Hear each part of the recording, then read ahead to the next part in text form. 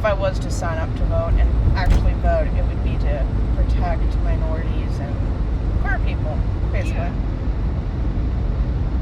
Which my family would adamantly vote against. My parents don't think they should have equal rights.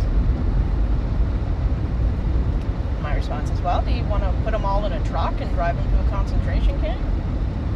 If you don't have equal rights, they start killing each other. Yeah. You can't preach the land of the free.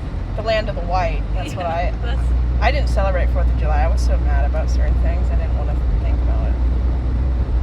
it's, yeah. And you know, it's sad when you feel like if you put up the American flag now, it just represents Trump. Because who else wears Yeah. that much red, white, and blue? In blue, yeah. You Because know? in Florida, they canceled Pride and made it legal to only put flag colors, like red, white, and blue on everything. Oh, wow. And it's like, you really want trans people to be depressed, don't you?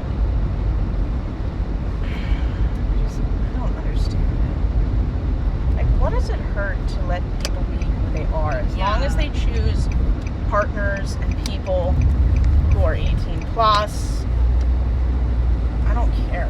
Yeah, it's just we're worried about them dressing a certain way or saying that they're this instead of the people that are really. Most of the things Republicans hold to are usually about maintaining white privilege and racism. 'Cause that's pretty much what pro-life is. Yeah. The people who suffer most under abortion bans are people of color. I think the worst demographic to be a part of, based on discrimination, is an African-American trans woman. That's like 3 different groups, hate groups go after. That's terrible. Like, what does it hurt to let people be who they are? Because it infringes on our privilege.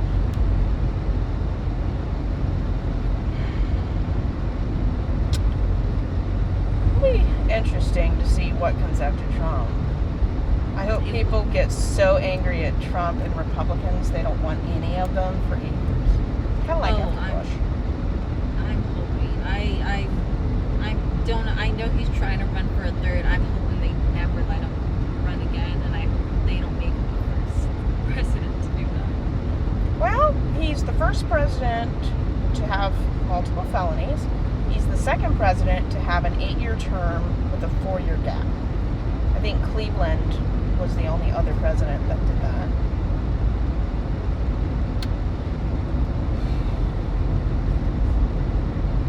I mean, people were saying that Harris was a terrible choice, and it's like, compared to what we have now, I would take anything.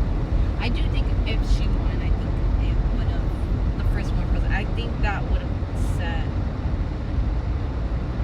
I knew she wasn't going to win. Yeah, I knew she was going to win, and I do think if she won, it would have been like crazy. There would have been like so many deaths, or I do think it would have been brutal. But I'm like, at what point is it going to change? You know, like eventually, at one point it's going to come to a turn where it's not going to be Trump. And honestly, there might be 2 women running in the future. You never know. I mean, America is the only world power I know of that hasn't had at least one female president. The UK has done it. Like, every major world power has had many women. And I think the only way we're going to get a female is if it comes through the Republican Party. And that's what I was going to say too. I honestly, I only think the only way we get a female is if she's in the Republican Party. It's because 80% of Republicans believe it's a curse to hear a woman